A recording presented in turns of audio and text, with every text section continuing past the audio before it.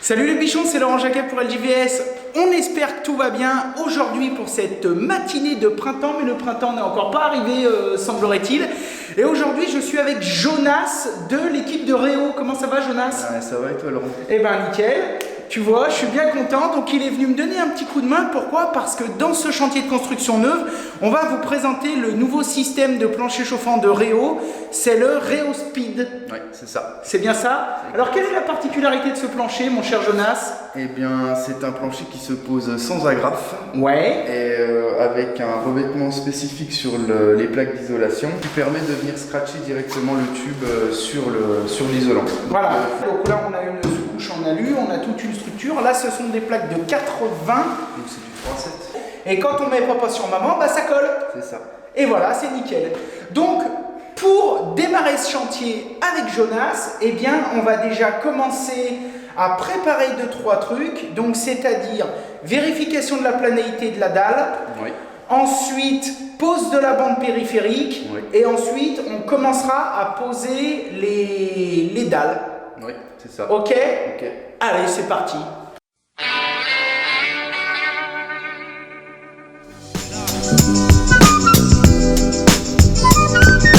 Donc, pour ce genre d'opération, la première chose à vérifier, c'est la planéité de la dalle. Est-ce que le chapiste a bien bossé ou est-ce qu'il a fait le petit foufou? La tolérance est la suivante, on ne doit pas avoir plus de 7 mm sous une règle de 2 mètres. Alors là, quand on constate, tu vois, on a posé une règle de 2 mètres et regarde, on n'a rien du tout. Donc là, c'est parfait. Ça veut dire quoi? Ça veut dire que notre Fabrice, le chapiste, qui va d'ailleurs venir faire cette chape liquide, on filmera peut-être un petit peu, eh bien, il a bien bossé. Donc, ce que je vous invite à faire avant de poser vos plaques, eh bien, c'est de vérifier un petit peu de partout, dans toute votre maison. Puis, une fois que vous êtes sûr, eh ben, il n'y a pas de problème, vous pouvez y aller. Si des fois vous avez une petite bosse, eh bien, vous pouvez reponcer un petit peu avec les systèmes que je vous ai déjà proposés. Et si vraiment il y a vraiment un creux, ça vaut le coup de faire quand même un mini ragréage, histoire que, en fait, avec le poids du ciment, etc., on soit sûr que toutes les dalles, elles soient bien posées quand même sur le sol et qu'il n'y en ait pas une qui fasse le ventre ou qui fasse le creux. Voilà à quoi ça sert. Ceci, vous voulez faire du bon boulot, hein. Comme vous pouvez le constater, avant de couler la chape de ravorage liquide, le chapiste avait mis une bande périphérique tout le tour. On va couper à ras cette bande périphérique parce qu'elle risque de nous gêner et on va venir mettre la bande périphérique qui est fournie avec les plaques.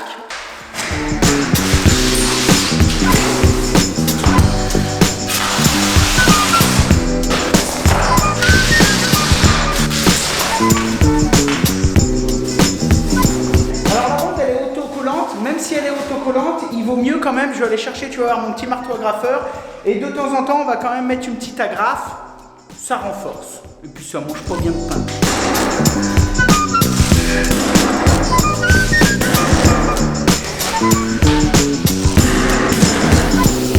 Une fois que la bande périphérique est posée, correctement installée, on va attaquer à poser ces plaques et on commence toujours par le côté opposé à la porte d'entrée, donc le plus éloigné de la porte d'entrée. Pourquoi? Parce que comme ça, à mesure qu'on va avancer, eh ben, on remarchera le moins possible dessus et ça évitera de piétiner toute la journée ce qu'on a fait. On se retrouve tout de suite dans le vif du sujet sur quelque chose qui pourra vous arriver, c'est-à-dire qu'on a une remontée de canalisation. Alors ici, ce sont des canalisations qui vont servir pour un lavabo, mais ça pourrait être par exemple un poteau de charpente, ça pourrait être tout plein de choses. Bref, on a une aspérité qui sort du mur et qui va nous gêner pour faire plaquer la plaque. Alors jusqu'ici, c'est pas un souci, on va faire une encoche dans la plaque. On va pousser la plaque au fond et une fois qu'on aura poussé, on va venir combler avec de la mousse polyuréthane afin de garantir une étanchéité. Gérer au mieux les étanchéités et l'uniformité du tout sur ce genre de produit, c'est absolument primordial parce que si c'est mal fait, au moment de couler la chape qui sera une chape liquide, donc ça va être un bouillon quoi, la chape peut arriver, si le chantier a été mal préparé, peut arriver à se glisser par justement ces aspérités et à venir remonter les plaques et là ce serait la catastrophe. Alors ça, normalement, ça arrive quasiment jamais quand votre préparation elle est bien faite. Il ne faut pas que ça vous fasse peur, il faut simplement accorder un petit peu d'importance aux détails, mais pour tous les planchers chauffants, c'est le même principe.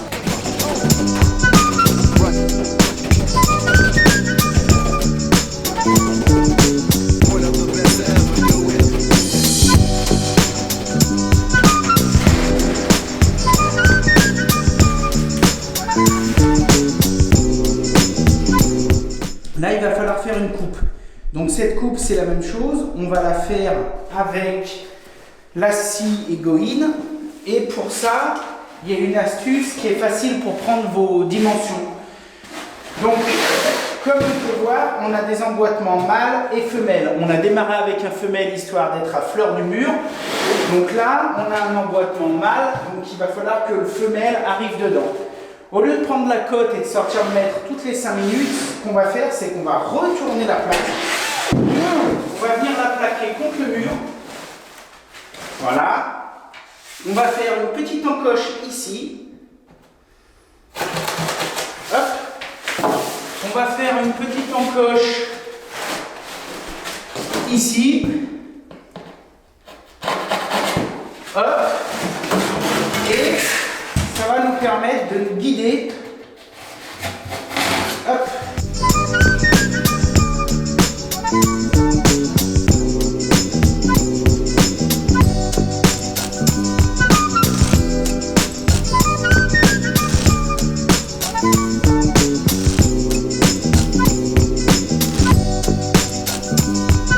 Pour la suite du processus, eh bien, on va faire une pause en décalé. C'est-à-dire que ma chute que je viens de couper là-bas, je vais la remboîter ici.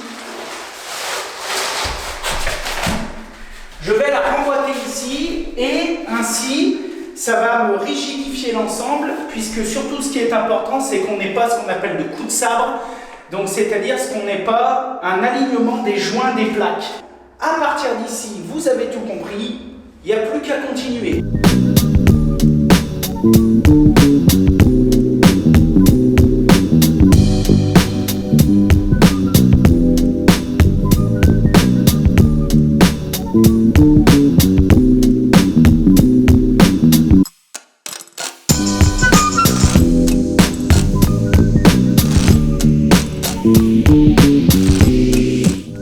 Les collecteurs Chereo, donc c'est disposé dans plusieurs petits paquets et ce sont des systèmes en kit à monter. C'est vrai qu'il faut prendre 5-10 minutes pour le faire, mais moi c'est un système que j'aime bien parce que ce sont des systèmes qui sont complètement modulables et Reo a inventé plein de systèmes, je vous laisserai regarder sur leur site.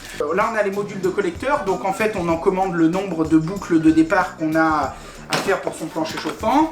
Et puis après on a tout un tas d'accessoires. Donc pour le montage il faut toujours commencer par 7 accessoires. Donc tu vois c'est un accessoire en laiton qui est pas mal. Et ensuite avec il te file des tiges filetées.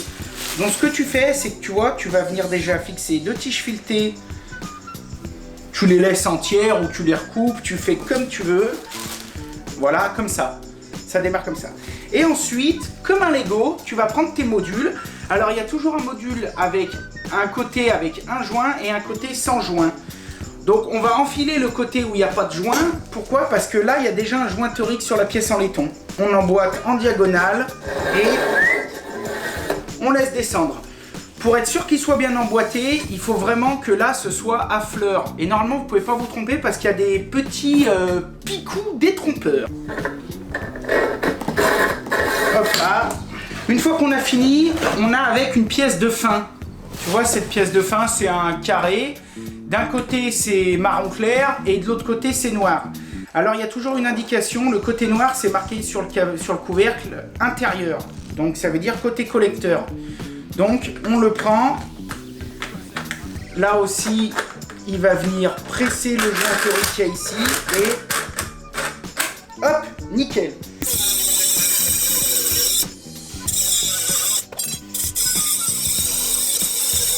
Ok, maintenant que la découpe est faite, avec bien évidemment, il te livre des écrous. Alors là, tout ce que je te dis, c'est vraiment tout livré dedans avec. Hein. Il y a les tiges filetées, il y a tout, tu n'as besoin de rien rajouter. Donc là, maintenant, tu vas venir mettre tes écrous. Donc là, hop, on serre pas mal sans tout défoncer. Donc ça, ce sera le tuyau de chauffage qui va venir brancher dessus. Et ensuite, sur les côtés, vous avez 4 raccordement. Le raccordement du bas, donc c'est-à-dire quand le collecteur est comme ça, le raccordement du bas, c'est cette espèce de petit bouchon purge que vous allez venir déjà visser à la main dans un premier temps. Puis on y mettra un petit coup de clé après. Et ensuite, à partir de là, ce qui est très important de visualiser, c'est le côté dans lequel le collecteur va être installé. Donc nous, on imagine que le mur est ici et le collecteur va venir ici. Mes tuyaux qui viennent de ma pompe à chaleur arrivent là et hop, ils vont être branchés ici. Donc nous, le collecteur va être comme ça. Donc, pourquoi je vous dis ça? Parce que ici, par exemple, tu vois, il donne un petit thermomètre. Le thermomètre, on s'en fout, on peut le décrocher, mais c'est surtout le doigt de gant. Le doigt de gant, il doit être face à vous. Donc c'est pour ça que je vous disais de l'installer, de bien visualiser déjà dans ce sens, parce que si vous le mettez comme ça, et ben après, il faudra redéfaire votre montage. Ensuite, il nous donne un petit purgeur, comme un petit purgeur de radiateur, qui va sur le dessus. Et un petit bouchon, et ce bouchon, il va derrière. Là, on a installé nos 4 éléments. Et on va finir par le raccord vanne.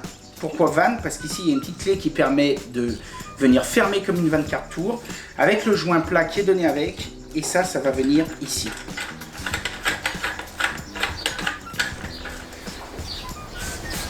Sur le collecteur rouge de départ, c'est exactement la même chose. Et voilà ce que ça donne à la fin. Donc là je te dis, on va y recouper, c'est pas un souci. Et voilà ce que ça donne à la fin. Bon les bichons, les nourrices sont en place. Alors voilà un petit peu comment ça se passe. Donc les nourrices de départ toujours en haut, retour toujours en bas. Et là tu vois il y a un petit rail qui est pas mal chez Réo parce qu'avec il te file des petits connecteurs, tu verras, et ça va être pour tenir tes tubes bien droits pendant la remontée. Là on voit un petit peu tous les systèmes qu'on a monté tout à l'heure ensemble. Et puis ici là on a les tuyaux qui arrivent de la pompe à chaleur. Donc une fois qu'on aura fini le plancher chauffant, eh bien on recoupera tout bien propre, etc. Et on viendra raccorder ici les nourrices. Voilà, donc tout le départ de l'installation va être d'ici. Et à partir de maintenant, on a fini l'installation des collecteurs contre le mur, on a fini l'installation des plaques Raw Pure Speed, on a bouché tous les trous à la mousse polyuréthane, il nous reste 2-3 endroits un petit peu à couper. On a préparé les collecteurs, ils sont mûrs et on va enfin pouvoir s'attaquer à la pose du tube. Bon les bichons, on arrive maintenant vers la partie cruciale de l'install puisqu'on s'apprête à poser le tube. Et pour ça je suis super content, comme il est sérieux. Pour ça je suis super content parce que je suis avec David Daguerre. Ça va David? Ça va bien. Eh ben écoute, merci de nous avoir rejoints pour cette journée. Et puis on est toujours avec Jonas qui est ici. Et Jonas, je le remercie vraiment parce que c'est avec lui qu'on a posé 98% des plaques. Alors donc en fait la particularité de ce tube qui est le Réo Speed, c'est que c'est un tube de plancher chauffant qui est revêtu d'un ruban auto-agrippant. Avec une partie mâle sur le tube. D'accord. Et on a une partie auto-agrippante femelle sur la plaque. Sur la plaque. Et donc quand tu agrippes papa sur maman, ça colle. Exactement. C'est un peu le même principe qu'on a sur les vêtements. La particularité du Rotherm Speed, donc on a conservé les caractéristiques du tube plancher chauffant Réo. D'accord. Donc les deux particularités, c'est que c'est un tube avec la barrière anti-oxygène. La deuxième particularité, c'est que c'est un tube, c'est un PXA. D'accord. On a conservé ces caractéristiques. Et pour faire le Rotherm Speed, on a rajouté un ruban auto-agrippant, ce qui permet de faire tenir le tube sur la plaque directement sans venir mettre un système d'agrafe. D'accord. Pour l'installateur, l'avantage, gain de temps, et il n'a pas besoin d'avoir une agrafeuse avec venir mettre des agrafes. Donc c'est une rapidité au niveau de la mise en œuvre et ça permet de pouvoir poser tout seul.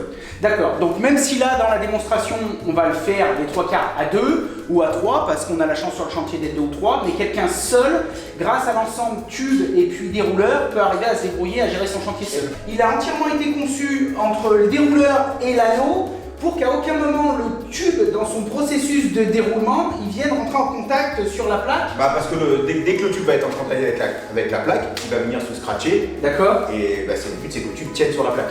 Donc tant qu'on ne veut pas que le tube soit en contact avec la plaque, donc on a le système d'anneau sur le dérouleur. Okay. Et puis on a un petit... Et puis Jonas, viens nous présenter ton système de passage de porte, parce que Jonas il a que des surprises. Donc là on a positionne donc pour que les deux ils touchent bien. Ok. Et après. Donc. Ah ouais, ok, et après c'est un système de vis. Voilà. Donc tu le dévisses, ça va venir s'écarter entre les portes. Donc là on voit bien que ça tient nickel. Et donc ensuite, après tu vas passer ton tube à l'intérieur. D'accord, et ça va le guider pour éviter à ce qu'il touche le truc. La particularité, c'est que le tube PR, à partir du moment où donc on a un rayon de courbure, au-delà d'un certain rayon de courbure, le tube il se croque. D'accord. En fonction des caractéristiques du tube. Une fois que le tube il est croqué, normalement c'est poubelle. D'accord. La particularité du Bréau, c'est que c'est un tube PXA, donc c'est un tube qui a mémoire de forme. Donc sur le chantier, si demain tu croques ton tube en le mettant en œuvre, tu prends un décapeur thermique, tu viens chauffer le tube, tu montes en température, qui est à peu près 175 degrés, qui est la température de fabrication du tube, et ton tube reprend ses caractéristiques mécaniques. Ça c'est plutôt cool, et t'as pas niqué ta couronne. Ok les petits foufous, on va essayer de pas croquer de tube, et on va tout de suite démarrer l'installation. En sachant que, tu vois, quand tu bosses avec Réo, etc., ils ont un service technique qui peut te faire les... Donc ça, tu demandes à ton grossiste ou directos à Réo, tu verras. Ils ont un service technique qui est capable de te faire tout le calcul des boucles, etc. En sachant donc bien évidemment qu'il faut toujours partir du collecteur que nous avons installé ici. Et il ne faut pas partir n'importe comment parce que tu vois, il y a 8 circuits, donc il y a 8 départs. Donc ça veut dire que là, dans la configuration qu'on est, on va commencer par cette pièce qui est le plus près, qui est la pièce la plus proche du collecteur, et donc on va commencer par le collecteur de gauche. Donc on va venir commencer à fixer notre tuyau sur le collecteur de gauche, on va partir en serrant à gauche, et ensuite tout le long du processus, on va arriver dans cette pièce, on va faire le truc, retour au point de départ sur le bleu de gauche, et ensuite on va continuer comme ça. Il y a vraiment un ordre à respecter parce que bien évidemment on ne vous en a pas parlé, mais c'est absolument inconcevable de faire passer un tube par-dessus l'autre, hein. Là il ne doit pas y avoir de nœud, il ne doit rien avoir, tout doit être nickel.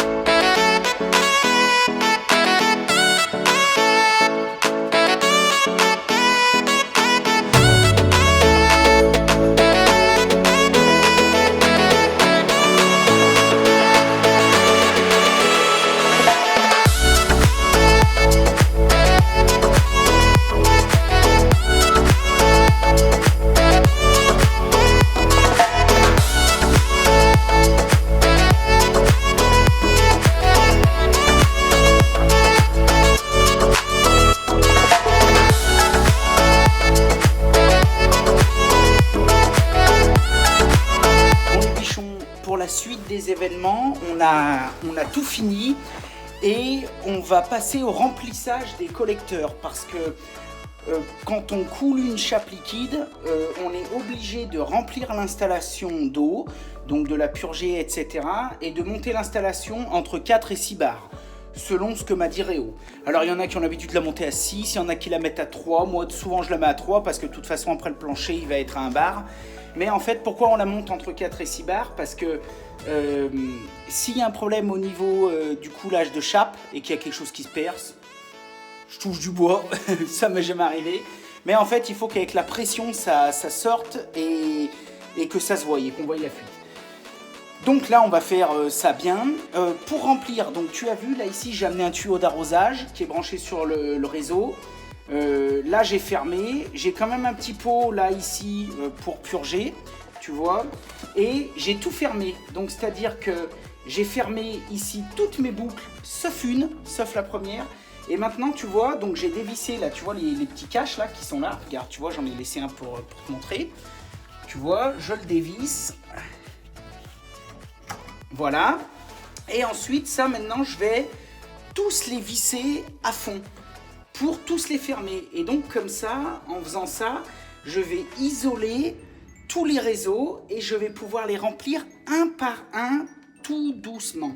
Faut pas être pressé parce que le but c'est vraiment de purger en même temps, de chasser le maximum d'air et de faire en sorte qu'on fasse du bon boulot jusqu'au bout. Bon, alors là tu vois, comme je te disais, ça c'est tout fermé et ça il n'y a que lui qui est ouvert. Fermé, fermé, fermé, fermé, fermé, fermé. Ensuite ce qu'il faut faire avec un petit tournevis plat, il faut ouvrir ici là. Là, hop, voilà, on va ouvrir le purgeur. Et ensuite, avec une clé Allen, on va ouvrir ici tout doucement. Hop, t'entends? Et là, l'eau, elle va partir dans ce tuyau uniquement, vu que tous les autres sont fermés. Elle va tout remplir, elle va chasser l'air, tu l'entends sortir. Voilà, elle va prendre la place de l'air. Et elle va remonter ici, et quand elle sera arrivée ici, elle va passer là sans rentrer par les retours, puisqu'ils sont fermés. Elle va passer ici, et ça va pisser ici. T'entends l'air? Voilà. Et en gros, on va faire comme ça avec tous les circuits. Donc là, il y en a bien pour 20 minutes, une demi-heure facile. On va faire comme ça avec tous les circuits. Et quand ce sera fini, eh bien, on va tout fermer et on va vérifier la pression. Bon, les bichons, là, je suis en train de m'occuper de la dernière boucle. Donc, tu vois, j'ai mon purgeur d'ouvert. D'ailleurs, on va peut-être se prendre une douche. J'ai mon purgeur ouvert. Ici, là, j'ai ouvert ma vanne. J'ai 7 vannes d'ouvertes et ce retour d'ouvert. Donc là, l'eau rentre là, elle dégage, elle chasse l'air et ensuite ça sort. Tu vois, ah, là, l'eau, elle sort. Donc là, la boucle, elle est purgée. Ce qu'on va faire, on ferme au-dessus et on va fermer ici. Donc là, les bichons, le plancher chauffant, il est plein. Ce qu'on va faire maintenant, on va déconnecter l'arrivée d'eau. Et on va venir y mettre une pompe à épreuve pour vérifier les pressions et pour remettre un petit coup de partout, mais avec tout ouvert. Donc on va faire l'inverse, on va tout ouvrir, mettre la pompe à épreuve, monter à 4-5 bars et nickel. Ensuite, ce qu'on va faire, c'est que avec la pompe, tu vois, j'ai mis de l'eau dedans, on va injecter de l'eau. Comme on pourra le voir, et ben là, l'aiguille, en fait, elle va monter doucement. Et là, on est en train de mettre en pression. Et maintenant, on va monter ça à 5-6 bars. Et ça va nous permettre aussi, après, de refaire le tour de notre installation, de vérifier de partout qu'on n'ait pas de fuite, de vérifier tous nos raccords qu'on n'ait pas de fuite, nos nourrices, nos collecteurs, tout. Donc là, on est à 5 bars. Et là, on est à 6 bars. Dans un quart d'heure, je reviens voir. Si ça n'a pas bougé, je débranche tout. Il n'y aura plus qu'à couler la chape. On a des grossistes qui nous montrent un petit peu, qui nous en parlent, mais finalement, c'est jamais concret, quoi. Donc là, eh bien voilà, je vais pouvoir vous donner mon retour. Et puis, je remercie aussi Réo qui m'a envoyé 2 super gars. Pour la première partie, la pose des plaques, on a eu Jonas, technicien thermicien, qui est descendu. Et puis, qui m'a montré un petit peu les ficelles à connaître. Et puis pour la suite du chantier, on a eu David qui nous a rejoint et avec qui bien, j'ai fait la pose des tubes. On a finalisé 2-3 trucs, les collecteurs, la mise en eau, etc. Laurent, on te remercie de nous avoir accueillis sur ton chantier. Donc après, la question que je voudrais te poser, c'est de savoir exactement ce que tu en penses, comment tu as ressenti le chantier, qu'est-ce que tu penses du produit? Moi, ce que je pense du produit, en étant vraiment super honnête pour 2 raisons. D'abord parce que c'est important pour moi d'avoir un vrai retour installateur par rapport à Réo, ne serait-ce que s'il y avait des choses à faire remonter. Hein, tu m'en voudras pas. Pas du tout. Et honnête aussi parce que tous les bichons, installateurs particuliers, etc. qui me regardent, eh bien, ils attendent aussi cet avis pour savoir. Alors moi, sincèrement, en étant le plus honnête possible, mes plus et mes moins. On va commencer par les moins pour la simple et bonne raison, et je dis pas ça parce que tu es là, David, c'est qu'il y en a presque pas. Pour moi, les 2 choses les 2 choses à penser quand vous mettrez en œuvre ce genre de système, d'abord des systèmes de passage de porte, comme on vous a montré au début de la vidéo, tu sais. Alors d'abord, enrouleur obligatoire. Si tu n'as pas de dérouleur, c'est pas la peine de démarrer. Le but, c'est d'avoir un enrouleur pour pouvoir poser tout seul. Voilà, ça c'est dérouleur obligatoire, première chose. Deuxième chose, Jonas nous avait présenté les passages de porte. C'est pas mal, c'est une petite barre qui vient se coincer au milieu des cloisons, au milieu des portes, pour pouvoir passer ton tube et faire en sorte qu'il n'accroche pas sur tes plaques avec la maille. Pendant que tu le poses, en sachant que même s'il accroche un petit peu, il n'y a aucun souci, tu peux le descratcher, le rescratcher, mais là tu vas vraiment galérer. Donc lui, il en avait amené un pour le chantier. Moi, je pense que si après vous devenez des installateurs qui prenaient vraiment l'habitude de ce genre de produit, moi, si c'était pour moi par exemple, si les prochains que je pose c'est ça, et je pense que ce sera ça, sincèrement, je pense que l'idéal c'est d'en avoir 3 dans le camion. Vous n'aurez peut-être pas besoin des 3. Mais au moins, si à un moment vous êtes dans des configurations un peu reloues, ça va vous sauver la vie, surtout si vous êtes tout seul. Plus il y a de couloirs, plus il y a de portes, plus tu as besoin d'avoir de passage. Voilà. Après, quand tu es dans une pièce comme ici, où tu es une pièce grande ouverte, il n'y en a pas la nécessité. Mais c'est vrai que quand tu as des petits couloirs comme ça là-bas, c'est intéressant d'en avoir plusieurs. C'est sûr. Alors ça, c'était la première chose. Le deuxième point, je dirais pas négatif, tout ça, c'est pas des choses négatives, mais c'est des choses à prendre en compte quand même, c'est quand même des observations importantes. Le deuxième point... moi, j'ai trouvé un petit peu relou, j'ai un peu galéré, surtout au début, parce qu'en fait, après, finalement, tu prends le coup de main, parce que tu vois, le tuyau, il est plutôt super bien, là, pour le coup, c'est une vraie innovation, mais tu vois, le tuyau, en fait, il est entouré, donc, d'une bande auto-agrippante, et donc, si tu veux, quand tu arrives pour faire ton raccord au collecteur, et donc pour mettre ta bague de compression, etc., eh bien, il faut que tu enlèves cette bande auto-agrippante du tuyau pour que ta bague, elle vienne bien plaquer sur ton tuyau. Et là, au début, je te dis franchement, j'ai un peu maudit Réo. Je me suis un peu dit, ça fait chier. Parce que, il faut avoir un espèce de petit couteau, il faut avoir un espèce de petit cutter, parce qu'à la main, tu te fais chier, etc. En fait, il ne faut pas y déniapper beaucoup, il faut juste l'enlever sur 1 centimètre ou 2. Mais en fait, elle est vachement solide. Va pas te couper un truc, surtout avec le cutter sorti comme ça. En fait, elle est vachement solide et elle est vachement bien accrochée. Mais voilà, c'est ce que j'essaye de t'expliquer, c'est qu'en fait, après, quand tu prends le coup de main, elle se défait petit bout par petit bout, mais tu arrives à la faire. Alors bon, tu m'en veux pas, David, de dire ça, hein. Non. Mais tu vois, franchement, sincèrement, les 3, 4, 5 premiers, franchement, j'avais un peu les abeilles. Et puis après, tu arrives, tu prends le coup de main et crac, ça va tout seul. Pour moi, sincèrement, honnêtement, c'est les 2, pas points faibles, mais les 2 trucs que j'ai trouvé un peu relou. Il y a une plus-value par rapport à un système standard, mais par contre, vraiment, en termes de... Je dirais même pas de rapidité, parce que rapidité, elle y est, c'est sûr, mais en termes de facilité de pose, là, c'est sûr que tout seul et tout, tu te fais pas chier. Et donc, c'est pour ça que je rebondis un petit peu sur les points positifs. Le point positif, c'est vraiment que quand j'avais commencé à en parler un petit peu sur les réseaux sociaux, j'avais plein de bichons qui m'avaient dit « Ouais, tu verras Lolo, c'est génial, mais tu seras quand même obligé de mettre un peu des agrafes. » Et de tout le chantier, 120 mètres carrés, David, on a mis combien d'agrafes ? 0 agrafe.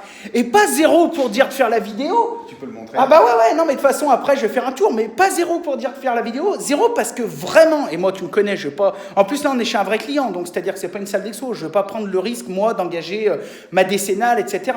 Donc quand je te dis 0, c'est 0.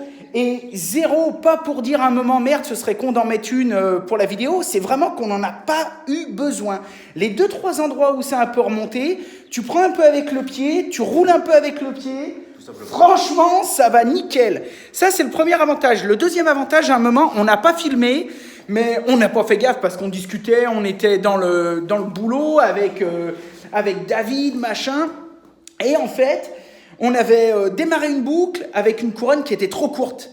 Et on s'est dit, merde, putain, fait chier. Et donc, impossible, pas de raccord en dalle, rien. Donc, enfin, nous, en tout cas, on ne travaille pas comme ça. Donc, on s'est dit, allez, on la renlève. Oh, putain, la facilité. Quand tu renroules, tu n'abîmes pas tes plaques. Voilà, tu descratches, tu renroules, tu n'abîmes pas tes plaques. Si on avait mis des agrafes, d'abord, on avait 200 agrafes dans le cul. Voilà. Parce qu'après, à moins de les renfoncer une par une à la main, on était baisés. Et ensuite, une fois que la couronne était renroulée, on l'a remise dehors, donc elle est comme neuve, et la plaque était ni abîmée ni rien, ça s'est défait vrai vite, à mesure qu'on y décrochait, on y renroulait. Ça, c'était vraiment un truc... C'est simple et efficace. Simple et efficace. Pas d'outils pour poser. Génial. Moi, j'ai adoré... parce que j'ai toujours posé un peu du réo, mais c'est vrai que quand tu te balades avec ton agrafeuse et que tous les 10 mètres ou tous les 20 mètres, il faut que tu ailles rechercher des agrafes, remachiner, etc., etc., ça c'est pareil, c'est un peu chiant. Je dis pas que ça se fait pas ni rien, mais là, franchement, c'est ce que je disais tout à l'heure, je sais pas si c'est passé sur la caméra, mais c'est ce que je disais tout à l'heure. Franchement, à mon avis, quand tu prends l'habitude de poser ça, le jour où tu retournes aux agrafes, tu reviens pas en arrière. Tu reviens à l'âge de pierre. Ah ouais, mais je pense que franchement, c'est pas d'agrafeuse, rien. Alors même si souvent les agrafeuses, chez nous, les fournisseurs, tu sais, souvent ils nous les prêtent. Ouais. Tu sais, ils sont sympas. Mais là, du coup, t'es même pas obligé de t'emmerder. Oh, bah, elle est pas là, je peux pas te la prêter cette semaine, c'est Jeannot qui l'a. Oh, merde. Encore faut-il que les agrafes soient adaptées à la graffeuse. Et encore faut-il que les agrafes soient adaptées à la graffeuse. Donc, comme je vous avais dit, il faut bien mettre de la mousse polyuréthane tout le tour.